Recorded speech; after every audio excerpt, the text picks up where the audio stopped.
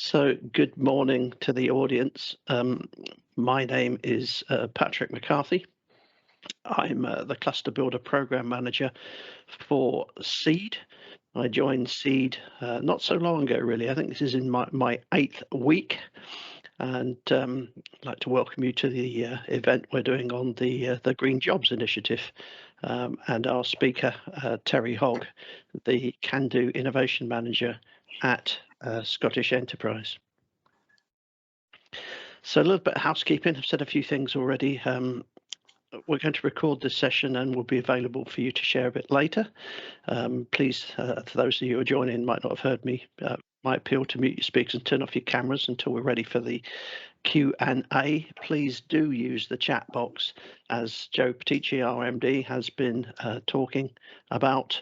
I think it would be great also if there are companies on the call, individuals on the call who have an idea for an application to the initiative. If you're willing to share that idea in the chat box, don't tell us anything that's confidential or commercially sensitive, obviously. But the purpose of this call is not just to learn about the call itself and how you can apply for the funding, but also to use the opportunity through Seed's networking initiatives to build relationships. It may well be that you have an idea, but you need a partner to realise that idea, and that's what Seed's here for. So a little bit about Seed. It'd be incorrect if I didn't tell you a little bit about Seed, who are sponsoring this call today. Seed's a membership organisation. It has over 200 members. And a community, a large community, which we reach out to regularly through things like this, the events, and through other initiatives that we offer. It's a community of excellence, it's a community of enterprise, and it's a community of experience.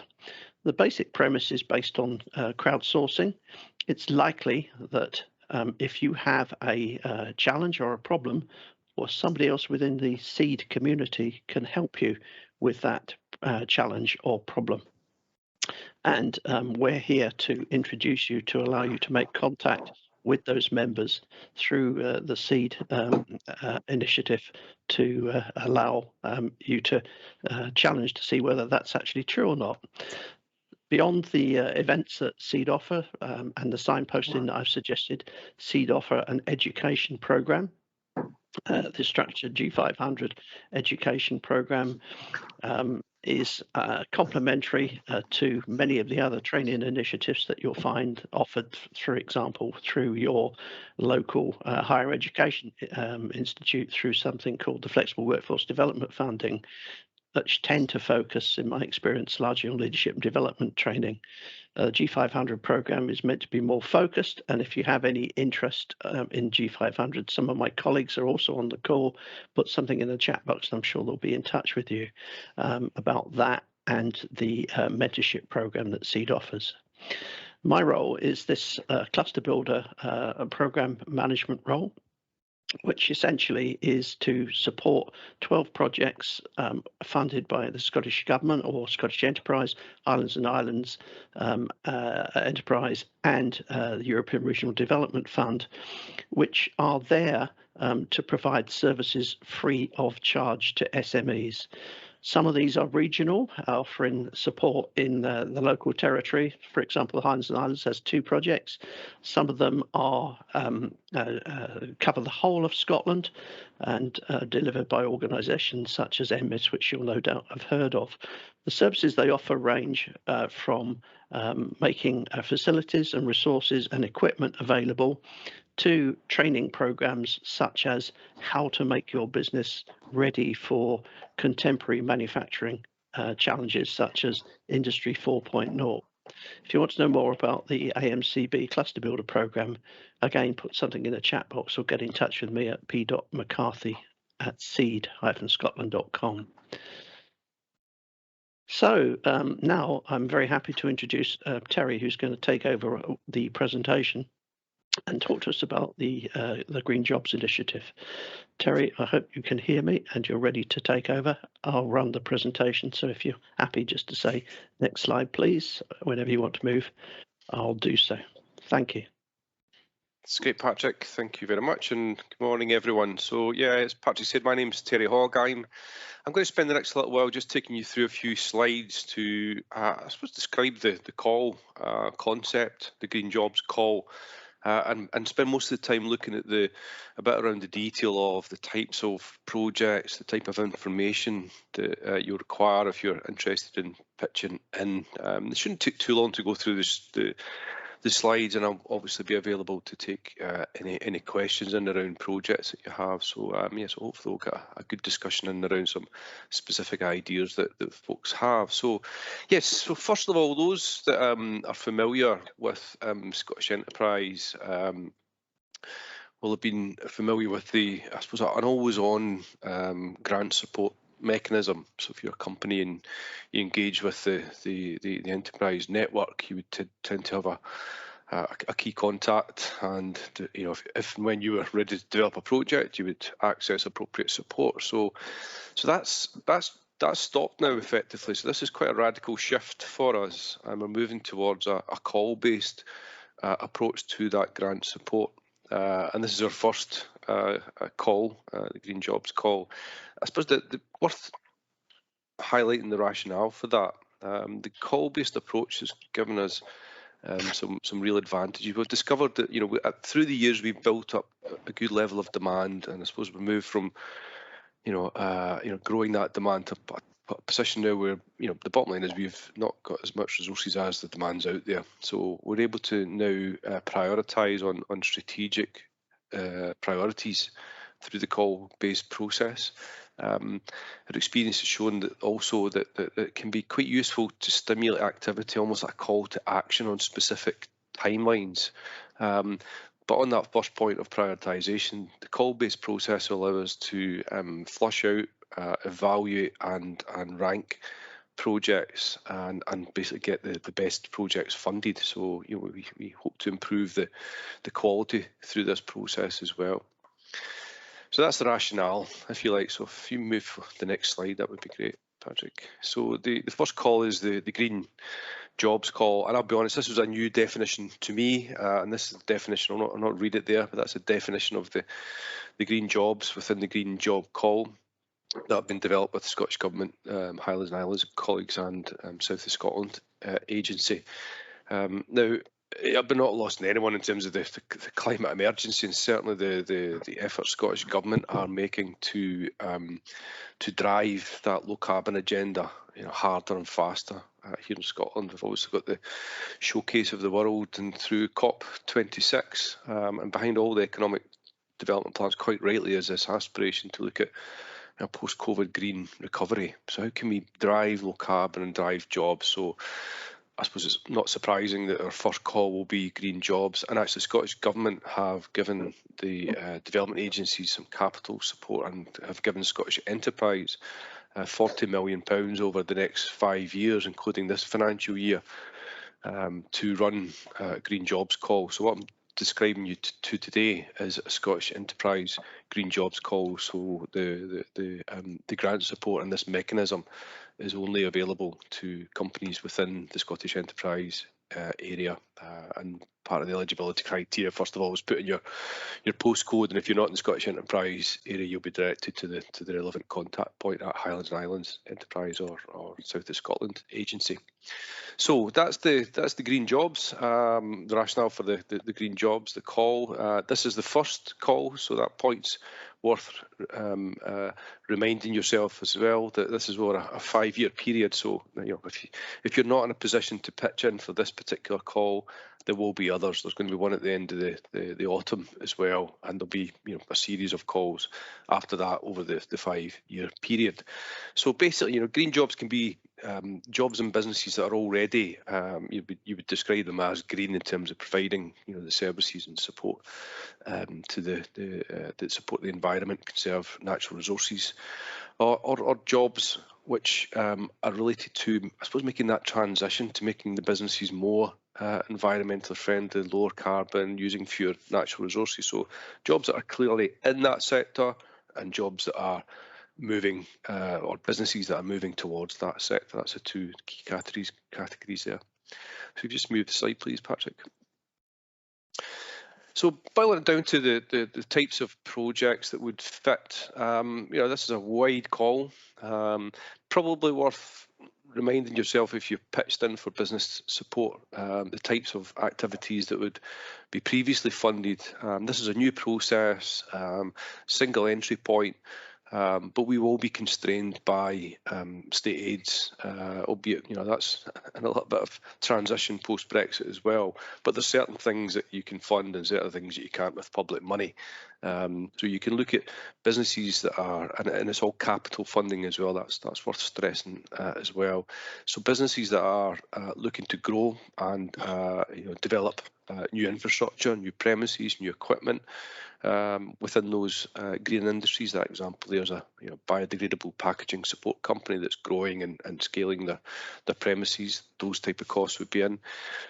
All the types of projects that were traditionally innovation, research and development are in scope as well, and that's companies that are in green sectors or companies that are transitioning towards those green sectors as well. So quite a range of projects, but related to capital investment and those typical areas there would be worth having in your mind if you've not got projects already in mind to discuss. Next slide, please. So I'll take you through these are the types of aspects that you need to consider if you're thinking about a particular project, and I'll drill into the detail when we talk about the specific information requirements for the application. Like all public funds, you need to demonstrate there's a need for the funding. With all public money, there's a rationale in terms of this additionality, as they call it. If the project can go ahead without the funding, or it can be accelerated with the funding, that could be an argument as well. But there has got to be a demonstrable need for it. It is green jobs. It is green jobs related. There really needs to be a focus, and you need to have figures in mind of specifically roles and numbers of people that will be created as a result of the project. It's kind of obviously linked back to the point. You need to describe the activity. We need to be assessing, is it research and development? Is it expansion, capital grant related?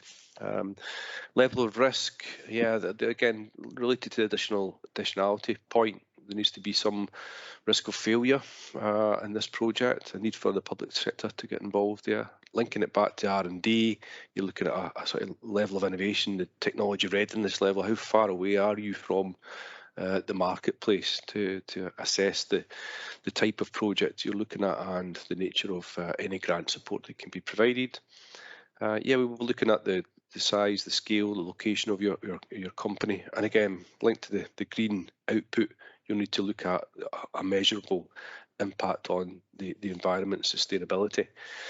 There's a particular range that the fund is looking at. This won't fit all projects, but we've kept it quite wide, so your project, the grant support you're requesting needs to be a minimum of 50,000 and maximum of £500,000.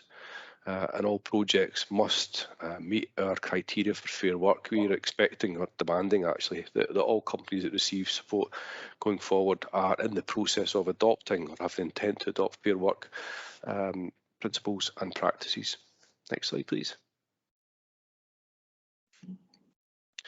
So drilling down into the application itself. So in terms of the fundamental aspects, I've drilled into some more detail there.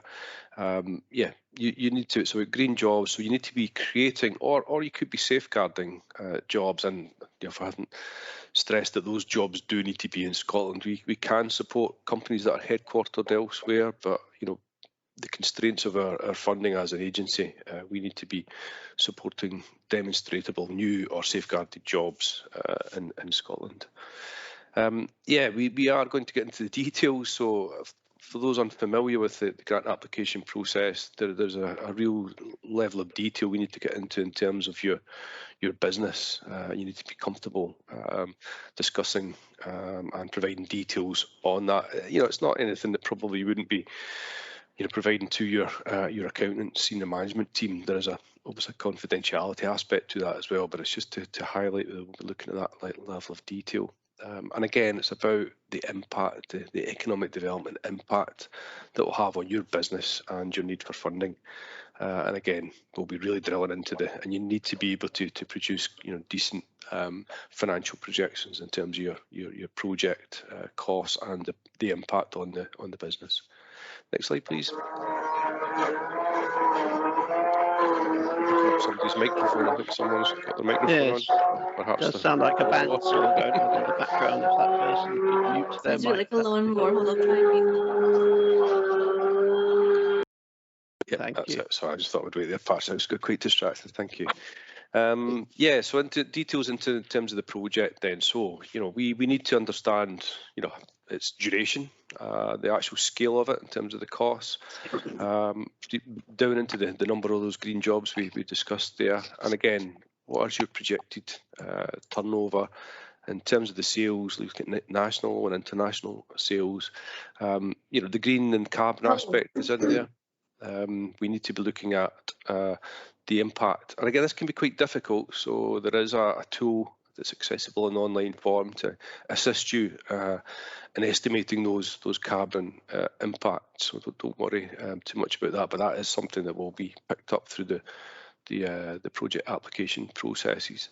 And going to look into the sort of project plan details and cost details that you'll be asked for as well. And hopefully this will start to help you think through the projects that you have in your mind, maybe some of the information that you have, some of the gaps that you need to go away and address as well. So next slide, please, Patrick. So in terms of the project plan, again, apologies, some of these sounds a bit obvious. If you've ever applied for public sector funds, then you'll be well aware of this. But some folks aren't, and it's useful just to sort of stress the basic level of details that's looked for. Obviously, within a basic project planning, you have your SMART objectives in there. You need to look at specifically about what you're achieving, look at the outputs, when you need to achieve them by, clear indication of your project milestones. The people, the team that you have in place, really demonstrating they've got the skills and capabilities that will be required to implement that plan. Or if you've got gaps, recognise those gaps, highlight those gaps, and what processes have you got underway or planned that can address those gaps. We will be assessing, obviously, the commercial potential for that project. So you need to be really clear about the marketplace that you're targeting, who your customer is, what's the value proposition to them, a real understanding of that competitive environment and how you differentiate yourselves within that. Real clear understanding of, it may be easy, maybe already in a market, so articulating your routes to market and scale, or if you're a new entrant, really focus your attention on not just the tech part if it's a new product, but how you're going to get it into that first customer and roll out. So basic due diligence you would do, and actually this can really help folks in terms of the process and sharpening up your commercial proposition as well. The next point there, just sort of potential impact on Scottish businesses. What's behind this is that, as you can imagine, there's no real point in, from a government perspective, in supporting companies if they are effectively cannibalising sales and market share of another Scottish businesses. So it's a kind of zero-sum game. So that aspect within the project, we sense check, just demonstrate that this is going to, benefit your business, but not to the detriment of someone next door type thing. So mainly related to sorry, I had a wee thing over my screen there.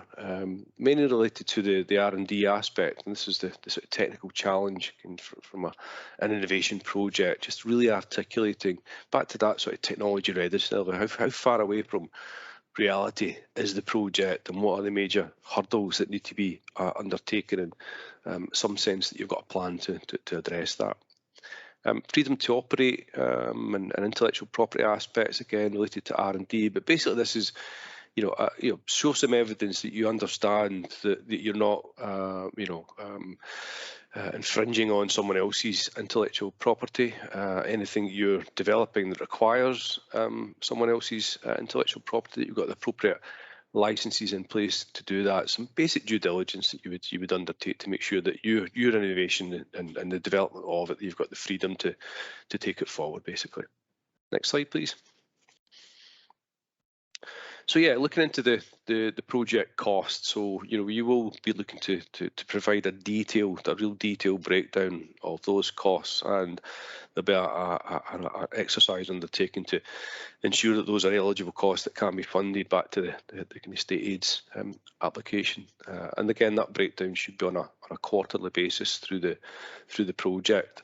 And yeah, some of the eligible costs, the costs that you'll be asked to define,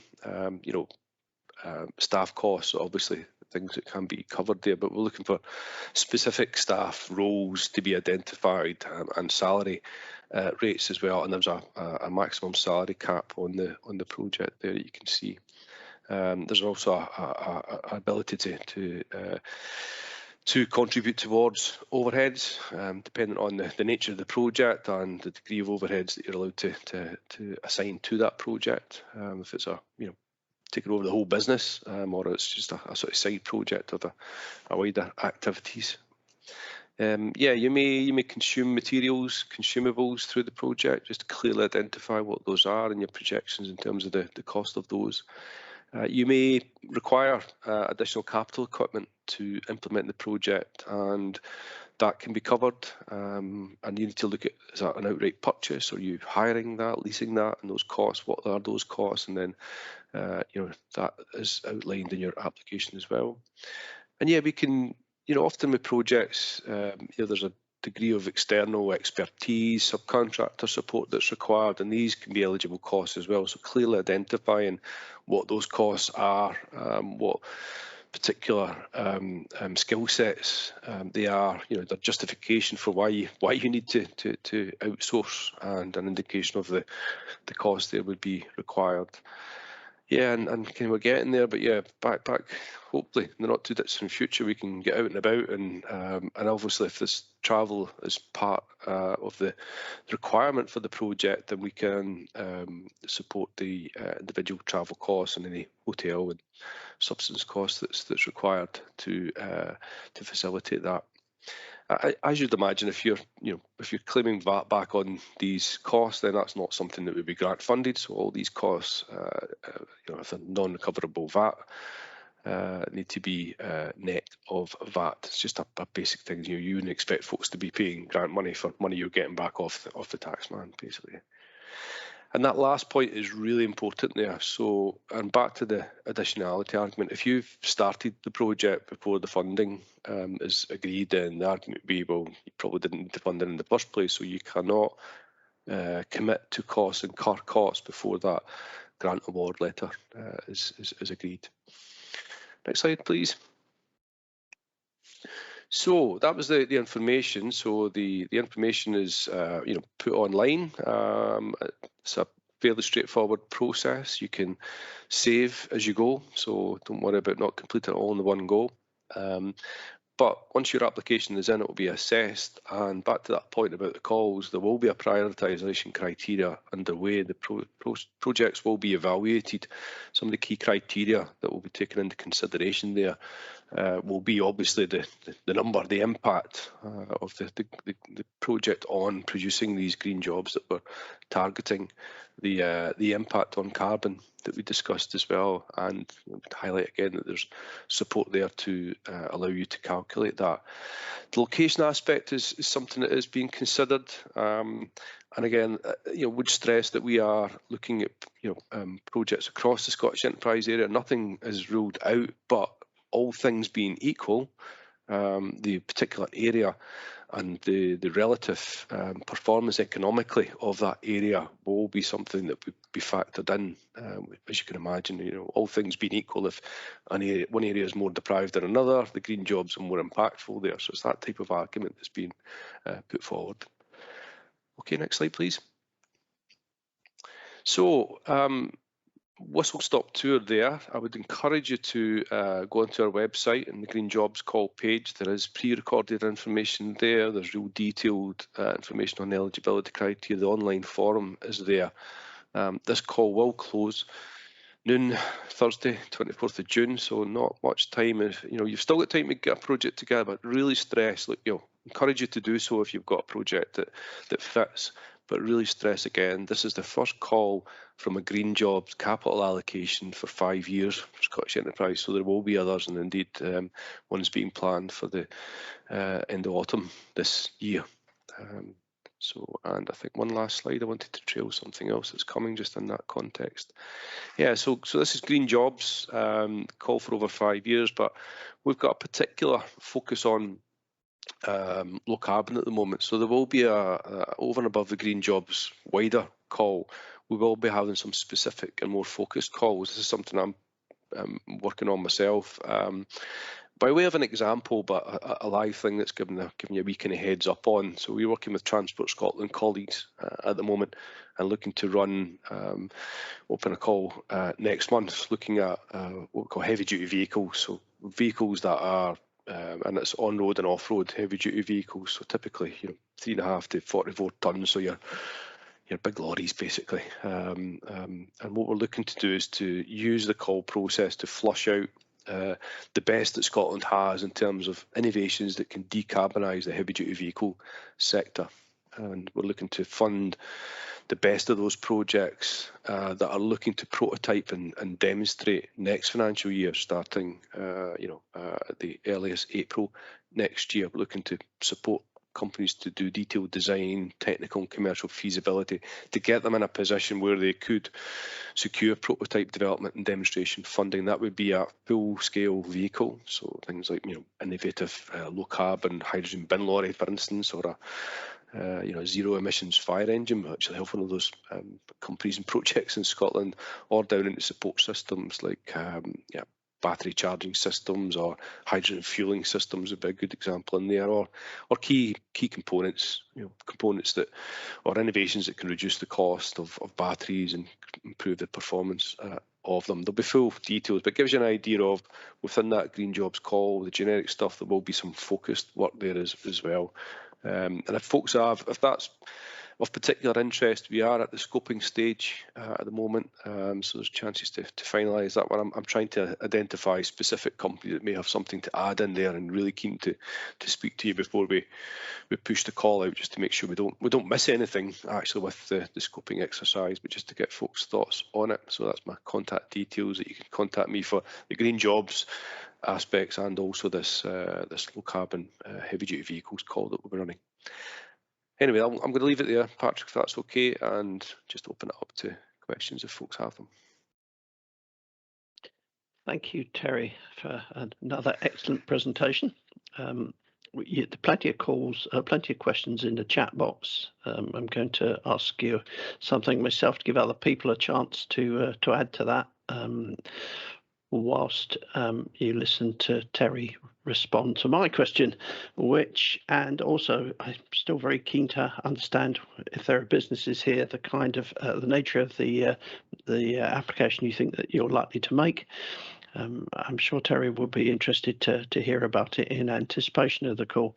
So my initial question, Terry, is one about assessment. There is another question later on that I'll get to, but can you tell us something about the panel who will look at these applications? You've already told us how they'll address them, but in terms of evaluation, but who are you going to get to look at these calls?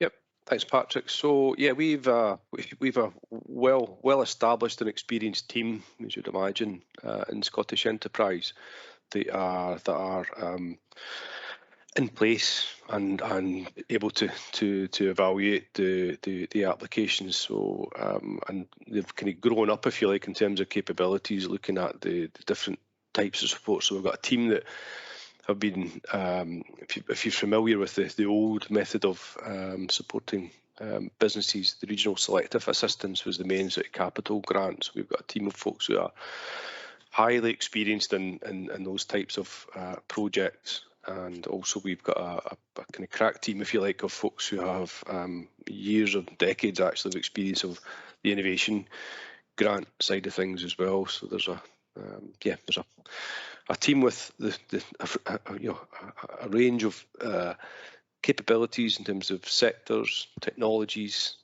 business types, and internally that are able to be the kind of main vehicle through which we'll evaluate these applications, Patrick. Okay, thanks, Terry. Thanks. Carol Ann Adams asked quite early in the presentation whether what you said meant that businesses sitting in the Highlands and Islands area can't qualify for this call.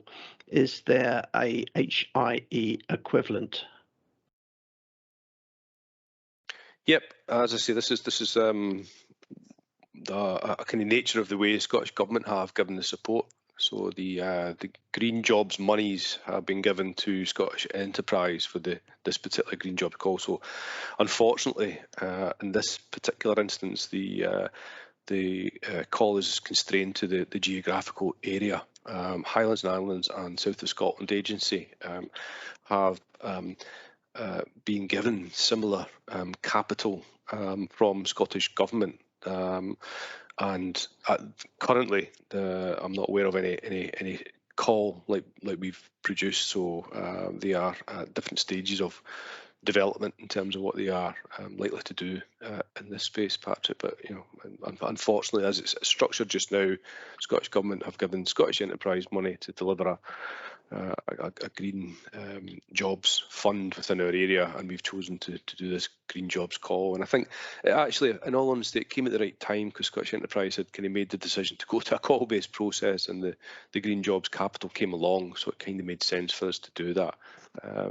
Strategically, South of Scotland and Highlands and Islands are independent organisations. South of Scotland actually are kind of quite young in terms of developing their own approach processes and teams and whatnot, but these are 5-year capital allocations. So I would encourage anyone not within the Scottish enterprise area to get in touch with the relevant Highlands and Islands contacts. If you don't have them, I can certainly provide folks with them, because I think this whole area of low carbon is going to be an area that's going to be of interest, I think, for businesses in the next 5 years. There's a number of other, I can't say too much detail on them, but if anyone who's saw the programme for government or the climate change update, there's various funds that have been trailed in those documents that will be relevant to businesses. So I would encourage you to engage with your relevant enterprise colleagues and keep an eye out on things that will develop in the future. But as it stands, this green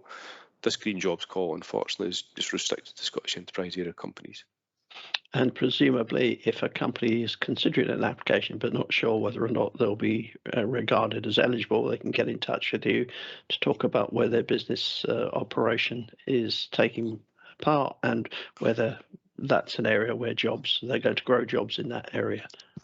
They could do, but even easier, if you go on the website, one of the first things you can check in terms of eligibility is just enter your postcode and it will tell you. But as I say, if anyone then wants a contact, just please feel free to come back to me if there's not an obvious one there. Okay, thank you very much. So Matthew Ely, I think is pronounced that way, is ambitious, and he is saying, is it possible for a single company to make more than one application for different unrelated green projects? The way it's a really good question, and the answer I'm giving you is really because of the nature of the technology build. So this one call, one application, there is the potential to structure different elements within the one application. But as it stands just now, it's one organisation, because what we're doing as well, we're kind of registering that company and it's tying into CRM details as well. So effectively, you're limited to one application, the electronic sense, but there is the ability there to identify and structure different elements within that application. So I'm not sure. I'm conscious that might not answer the question, Patrick, fully. So I maybe just pause there just to see if there's any supplementary information that's required on that one, because it is a bit of a an unusual So- setup. Actually, wanting to do multiple projects, but yeah, so it can be facilitated. But the constraint is the technology only allows one application. So Matthew, if you wanted to unmute yourself at the moment and ask Terry anything that complements his answer, perhaps that you didn't understand. No, I think you've made it clear. So you know what we're doing, and there are probably a number of headings that would be applicable. It's just whether we need to make multiple applications for each of these, or one application that may cover several items. So I think you've made that clear. Thank you. Okay, thank you. Okay, thanks for that. So in anticipation we might not get many questions, I actually flashed a question to Terry while he was speaking, again related to, he talked about collaboration and competition. So if two organisations submit something that appear to be fundamentally similar, what will you do? Are you like to encourage collaboration, or are you like to fund applications that may have similar ambitions and outcomes? Or is that one still to be discussed?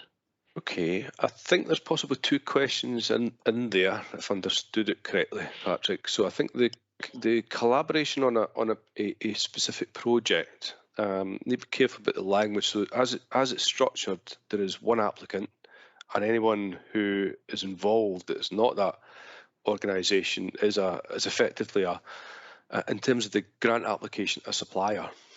So Innovate UK have on occasion run collaborative grants where each partner is given grant monies. That's not the situation with this. This is one applicant, one organisation. However, you could have what you would call a partner, but in the application sense, they would be down as a subcontracted cost to the project. So that's the first point on that one. The second question is an interesting one, and if I'm being honest, one that I haven't had before. We will be assessing each project on its own merits. So I suppose it would depend really. You know, if there was a sense that the project, it's back to this what we term displacement argument. So if the projects are creating new green jobs, and those new green jobs can exist in what could be viewed as competing projects, then that's good. There'll be no issue with that whatsoever. If the projects were viewed as competing with existing Scottish jobs and that zero-sum game, then that might be an issue. But there's nothing in there that would certainly stop projects going in that potentially are in similar areas. It's all about the new green jobs and making sure that those are new green jobs and they're not cannibalising existing Scottish jobs, if that makes sense. So hopefully that covers those two aspects. I'm just conscious that I might have misinterpreted it. Well, it's an answer. What I was suggesting is that I know some competitions that have seen two very similar applications and said, look, we think they're both strong, but they'd be even stronger if there was a collaboration and we saw a single application.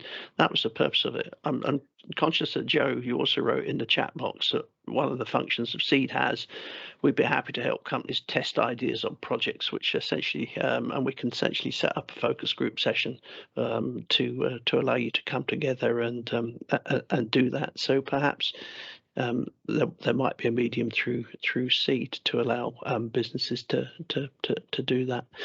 Moving on to other questions. Can I maybe just pick up on that one, Patrick, because it's actually a good point. I never probably answered that directly. So we wouldn't, because so what we've got to be mindful is a company's applied to Scottish Enterprise for a grant for a particular project, and there's a degree of confidentiality with that. So they would be assessed on their own right, and if there was a cut-off line and one project was in and one wasn't, then that would be just the way it was. It's really difficult for us to because it's a confidential aspect to then suggest connections. However, the aspect that you've highlighted is one that I think is of real value for organisations such as SEED. Is you are in a really nice position, an honest broker position where you can definitely see the value in connecting people together. So I would really echo that point, actually, that I think this is, and again, not to be negative about getting your bids into this call, but I think going forward, as you know, Patrick, we are really keen to work with organisations like Seed to see, well, how do we actually, develop and help develop good collaborative projects going in, notwithstanding the kind of constraints in terms of the grant applicant, supplier, contractor relationships. I think it's an excellent point that's made. Thank you very much.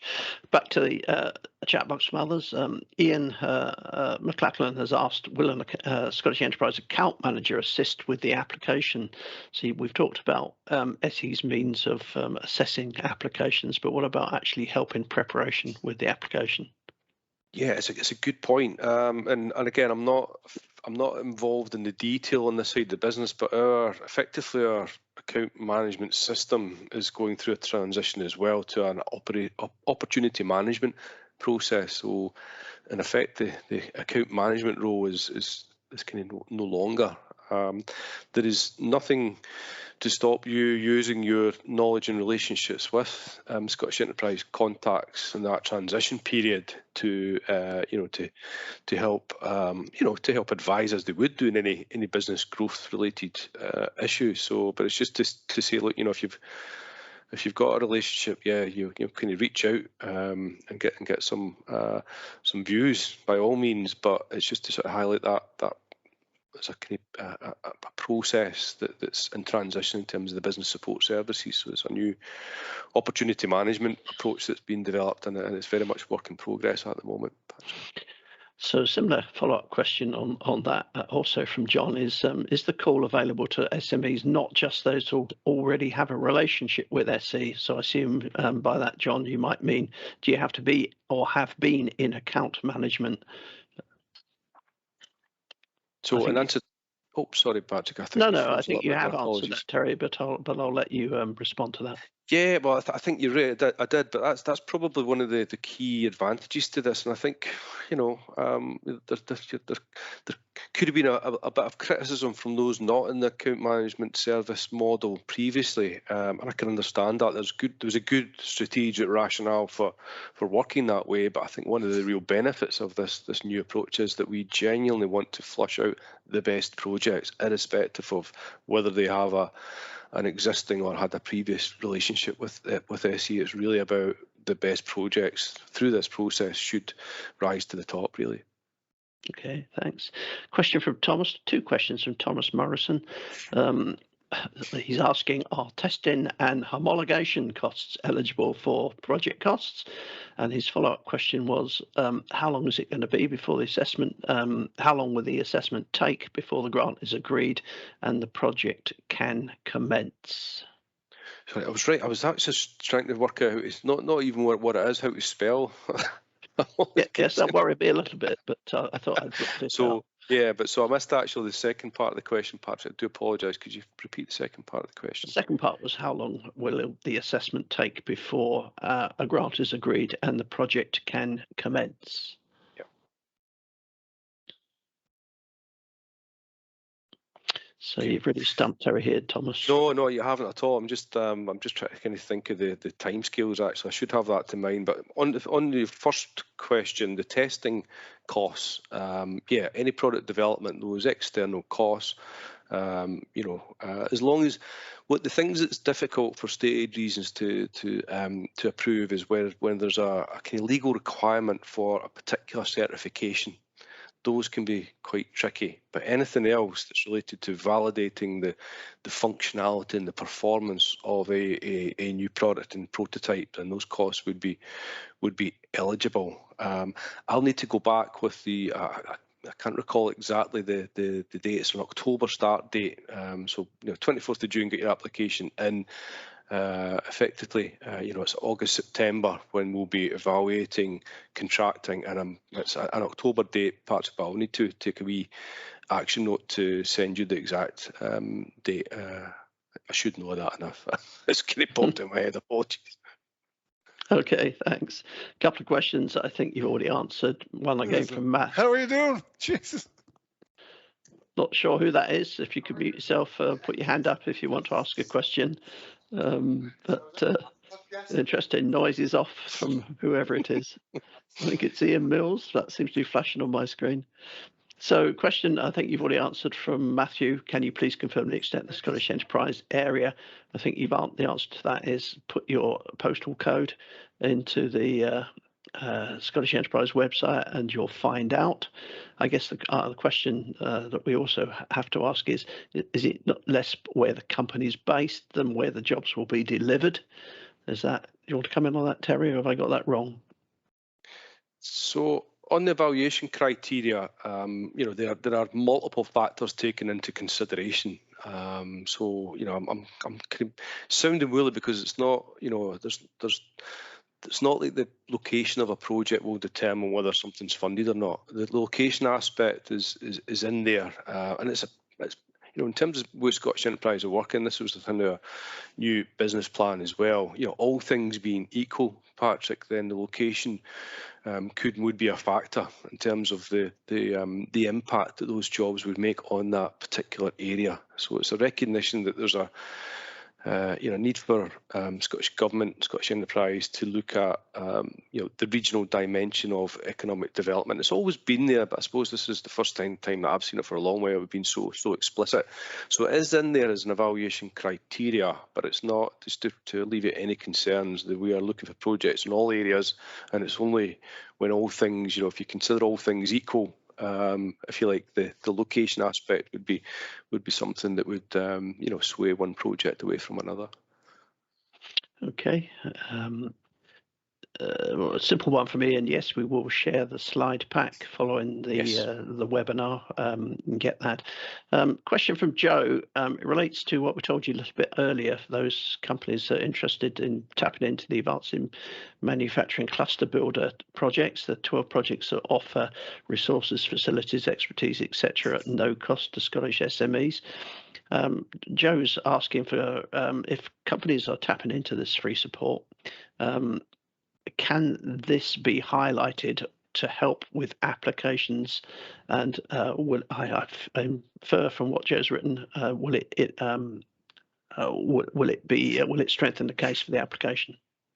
I'm sorry, Patrick, can you run that? I'm scribbling down notes. Apologies, could you just run through that again? There's a little bit, a couple of elements in there that. Joe, do you want to come in now and ask that question directly? Actually, yeah. Hi, Terry. It's just if companies are tapping into other good resources and they put that in the application, not as a match fund, but it should help strengthen the case, if you like, for doing it. Is that the kind of stuff you want to see? We've been here, Strathclyde have helped us on this or whatever. So it's, it helps on that feasibility aspect. You keen to encourage that?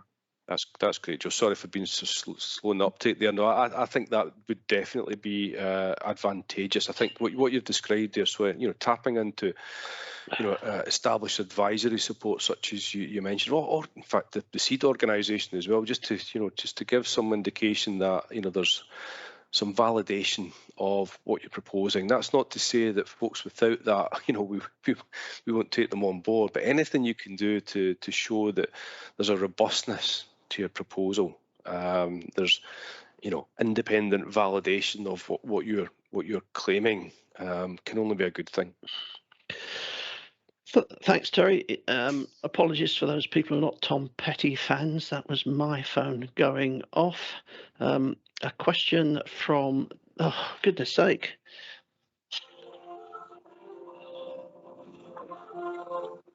Right, I've powered off again. This is a question from Dylan Roberts. If we apply for call 1 and rejected, can we really re-evaluate the assessment and apply again in subsequent calls? Yes, that's the easiest answer to that is yes. And again, that's maybe the benefits again of this type of approach. And again, it's not, this isn't the easiest process if you're not familiar with it. And again, back to the kind of the cluster builders and the seed organisation as well. I think there's a lot that we can do through things like this, but actually, look at the resources where folks can actually start to work up applications and maybe view them, provide a bit of feedback through organisations like yourself, Patrick. But yeah, they would be, I think you need to take on board the feedback and assess if it was worth applying again, though. But yeah, there's nothing to stop you reapplying. Okay, question. I think this is Nikki Smith. Will the new funding call include all low carbon technologies such as hydrogen hybrid, including ICE vehicles, or is this just going to be a zero emission only? Nikki, you might want to come on, open your mic up and ask that question directly. I probably haven't done it justice.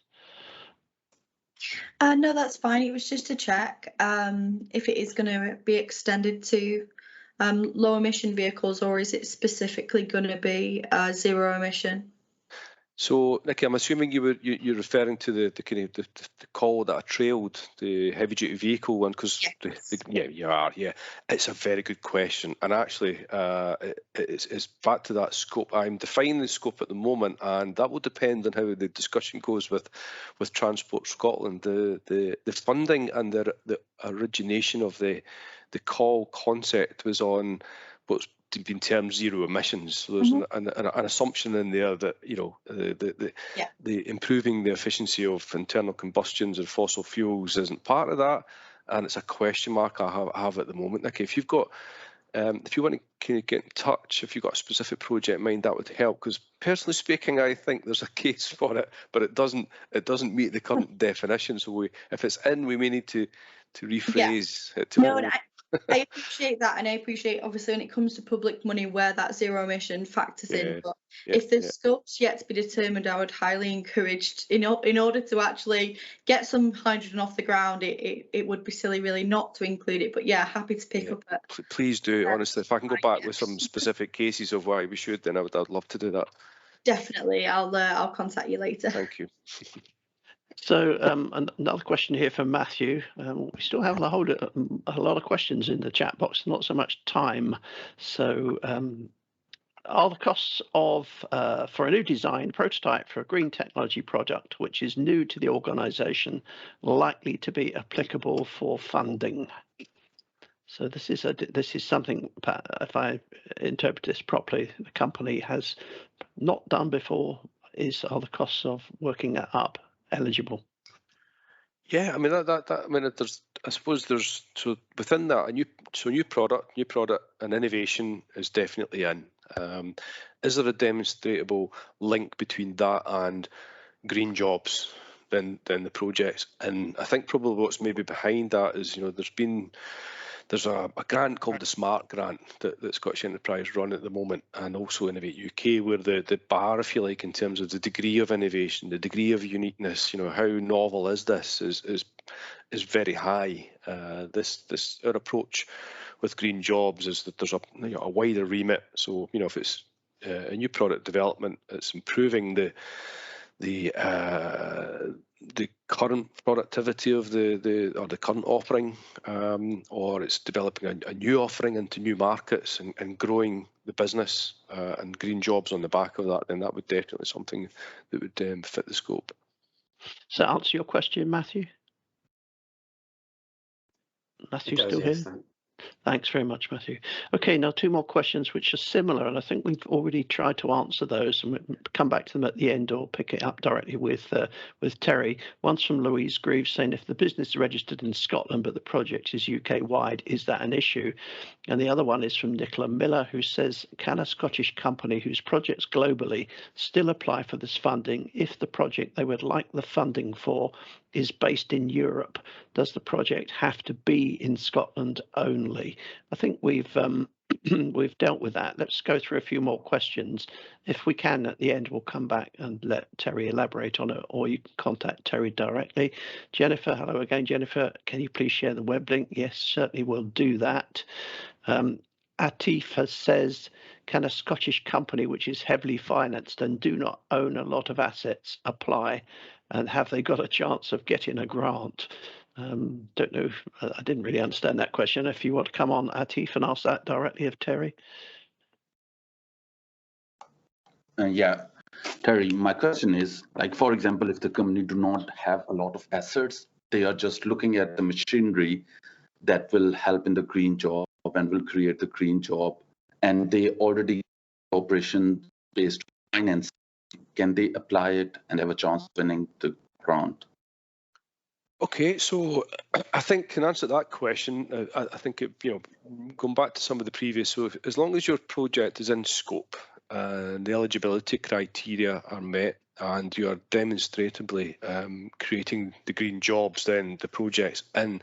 There will be, as you would expect, a degree of financial due diligence undertaken, and if the view is that the business is robust enough to carry out the proposed project, then you would meet the requirements. So, on the specifics of the financial structure of your organisation, there would be the normal due diligence that's undertaken, but it would be in and around, if this money goes into this organisation, is there a believable plan in terms of the financial robustness of that organisation to successfully carry the project out? So, as you would expect anyway. So, hopefully that answers the question. Okay. Patrick, could I ask thanks a lot. One of the questions, Terry, because I know a couple of businesses have asked, is training something that's eligible? So if companies can help with internal training or training other people to create green jobs as a lever effect. It's a good question, Joe, and it's not, unfortunately, and it's down to, quite honestly, it's down to we've been given capital monies, and the public definition of that doesn't allow us to fund the training costs. There are, rest assured, there's a recognition that this is an area that should be supported, and folks are kind of looking at it. But the green jobs calls capital, and unfortunately, training costs are not supported through it. Okay, thanks, Joe. Come on to a question from Ray Heineman. Is there a requirement for matched funding? This question I was going to ask because I have seen this presentation previously in another form. Yes, so and again, it's back to the kind of state aids issue. So yes is the answer to that, and the amount. And again, this is going to sound as if I'm dodging the question because it's quite a complicated question.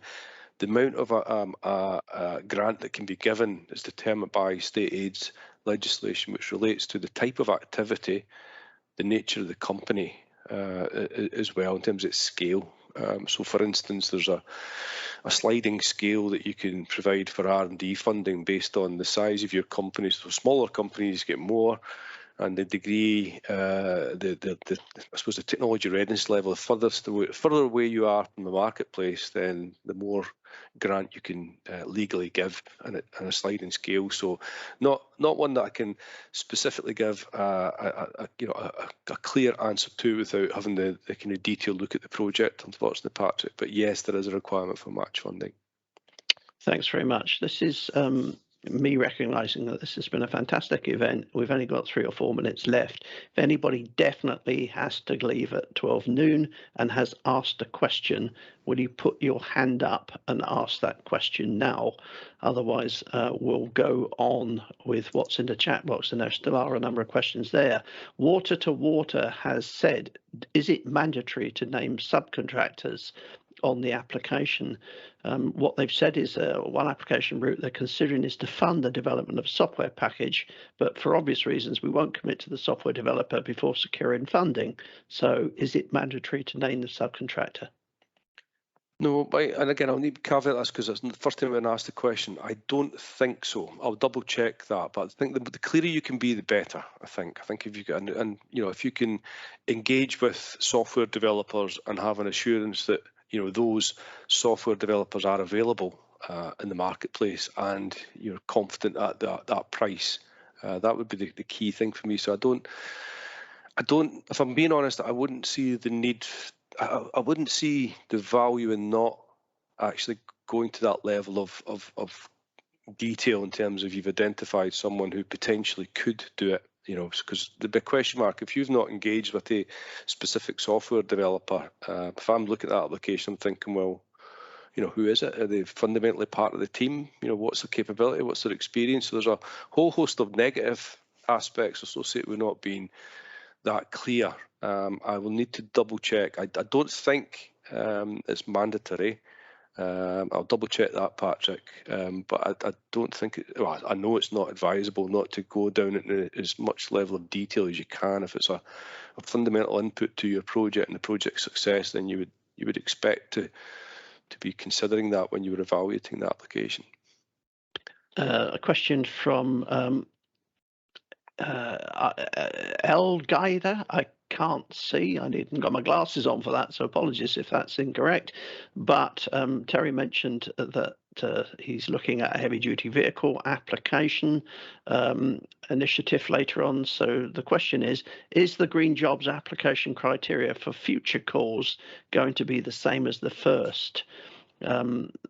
He's asking the question, or she's asking, or the organisation's asking this to determine whether we want to apply for the first call or wait for another one because we'll have, I infer, a better fit. It's a fair question. Don't have the answer to that at the moment because obviously it's a 5-year programme. So I would expect it to vary through that programme, and colleagues are really looking at this process, the results from this process, to determine the detail on the next one. So I don't have the answer to that one. It would be in the same area. I can't see it shifting too much in terms of the next call. So apologies, I can't be definitive on that one, I'm afraid. But as I'm finding it unlikely to think that there would be a project you had in mind that wouldn't fit the next call. But I can't give you the detail on that yet, I'm afraid. Okay, so 2 questions that follow up on that. One from Gemma Slight. I don't know if this is if Terry's answered. If not, please come on and ask again. Will the criteria remain the same for each call round? And one has come from Jennifer. She's preempted what I was going to ask. She's saying if she wants to make an application in the June round, and if she doesn't do that, the autumn call, who can she contact at Scottish Enterprise to discuss this with? Is that you, Terry? In this instance, yes, I would encourage you to come and have a chat with us, and we can look at the detail of the project. The criteria at that high level is unlikely to change. So what might change through the 5 years is that there is the opportunity for us to over and above the wider calls, to start looking at some more focused calls, like I mentioned, some smaller, more focused calls. So, but I think anyone that's got a green jobs idea and project that fits the call one, I would be rest assured that will be a good project that we'd be looking to support on an ongoing basis. It may be that there's, in addition to that, there's some more focused calls that perhaps you wouldn't fit as you would expect, but it's just to have folks that give them that assurance that, yeah, if you don't meet this one, there will be others, and those high level criteria are likely to be the same, if not similar. But just to caveat my comments that there's, I'm being a bit hesitant because I know there's a pipeline of some specific calls that are in that sort of low carbon area in particular, but that's over and above the green jobs calls and funding as well. So this comes on something Ian Mills has said. It's perhaps from what you've already heard, Ian, from Terry, reassures you on that. He's pointed out that there's not a lot of time between announcing this call and the closure date on the 24th of June. However, Terry's talked about there being a number of calls expected over a 5-year period. So he's also said, is there a cap on the amount of funding per company, or is that linked to the number of potential jobs being created? So there is a cap, and the cap is the range of grant supports 50,000 to 500,000. So the maximum grant you would get out of the Green Jobs call would be that 500,000. Mm-hmm. Gordon has asked a question. I think he may have joined later. I think you answered this already. If application in call 1 is declined, can he reapply under call 2 for the same thing after taking into consideration the feedback? I think the answer you gave there was yes. Yes. Yeah. Let me just whip through furthermore. Jenny Fafin has again said, can training feature in the application? I think your answer to that was no, for whatever reasons. Water to Water has said, will there be a leveraging cap value if each company has a certain amount of turnover but is applying for Water to Water? I wouldn't get that. Do you want to come on to the call and ask that question directly? Your question you wrote was, will there be a leveraging cap value? And you gave an example. Yeah, no problem. Hi, Alex. Alex Gaunt here. Yeah, it's just a question around, I've seen in previous rounds, there was a leveraging cap value in terms of if a company was, say, turning over 100,000, but then applied for $1 million grant value, Sometimes Scottish Enterprise got a bit nervous because obviously the value of the grant versus the turnover of the company is huge. Now, I understand that there'll be a business plan aspect, and obviously the value has to be demonstrated in there, but I'm wondering if you put a hard cap on the leverage. The nice easy one, there's no hard cap, but yeah, the practical ability of the company to implement the plan, that would be what would be assessed. But no, there's no hard cap as such. Okay, thank you. I think we've come to the end of everything that's in the chat box. We've run over a little bit. If anybody wants to ask Terry something, oh, there's another one come in from Richard McComb. Is there a funding value per person? I've seen 10k per employed person, e.g. 5 people equals 50k. Does that make sense to you, Terry?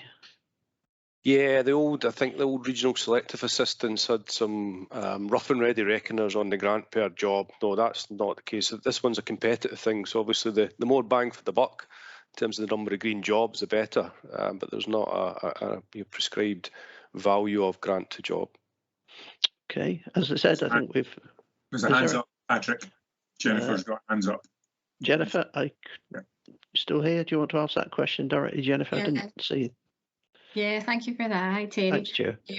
So I heard the answer on the training piece with that being a no. However, if you were looking for funding to invest in a training facility or to invest in resource to deliver that or material, would that be acceptable? That's a good question. So if it's capital grants, so if it's something like business growth, green jobs, and requirement of physical infrastructure and investment in that physical infrastructure to do that, that would be worth looking at in a bit more detail, I think, Jennifer. Yeah. I'm more than happy to get folks to have a little chat with you if that helps. Yeah, that would be great. Thank you. You can just drop us a wee note on my contact details. I see David Milliken, your colleague, said Skills Development Scotland, and again, we can help connect Jennifer if that's another thing as well, because we work closely with them, as do SE, so feel free to share the ideas with Patrick or whatever if we can help. Yeah, no, that would be great. Thank you. Thanks, Jennifer. Another question's come through from Ian Mills. Any restrictions on fossil fuel energy transition projects? And he's talked about carbon capture utilisation, storage, decommissioning and blue hydrogen. I think you talked earlier and said that you're technology agnostic as long as it can be demonstrated to reduce carbon emissions, which was net zero. Is that true, Terry?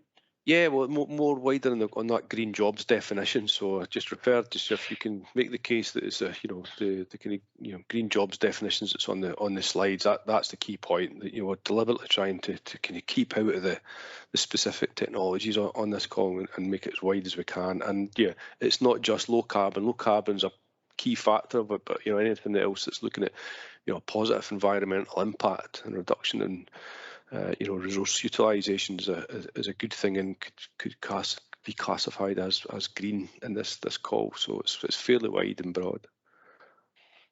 Okay, I think we've now reached an end to the questions for Terry.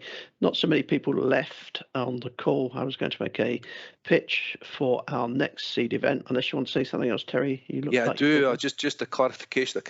I remembered. So the timeline was asked earlier on, just for folks. So the 31st of August is the results will be announced, and the offer will be out the end of September as well. So that's the timeline that's on that. And I will make the point, the other outstanding was the clarification it was mandatory to actually name the subcontractors. I'll double check that and just drop you an email, Patrick, and you can circulate that to folks.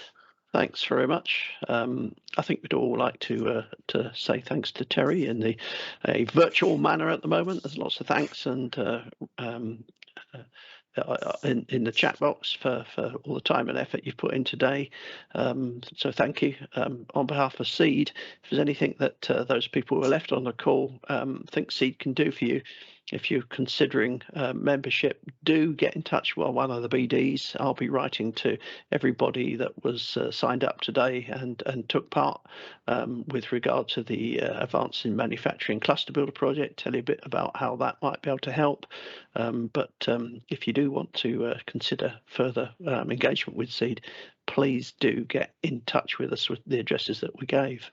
So that being the case, if everybody is happy with what they've heard today, I guess, Terry, you'll be really looking forward to all these multiple applications as and when they arrive. Yeah, no, definitely. And just listen, thank you so much, Patrick. At such short notice, you put together a really good event. Thanks to everyone for their time, and just really encourage us to this is short time scales, but genuinely, you know, the organisations like Seed are well placed to support these making of connections for particular calls. So I would just encourage you to make use of that, and obviously we'll be speaking to Patrick and Joe in terms of, right, well, what else could we do? I mean, this is our first call, so bear with us. It's a new thing, but going forward, we want to do a lot more of the kind of engagement, the networking, and organisations like Seed are well placed to do that. But just genuinely, Patrick, thanks so much for putting this together. It's much appreciated. You're welcome, Terry. There's something coming from Gordon Clark, who had to rush off and set the video for the Scotland game later. So I think Joe's just answered it. I was going to say Jane would be able to answer it. Yes, we'll make the video available. So thank you, everybody. Thank you, Terry, for nice words about Seed. Unless my colleagues want to make any comment, I think we'll say goodbye, and I wish you a pleasant lunch. Thanks, everyone. Best of luck.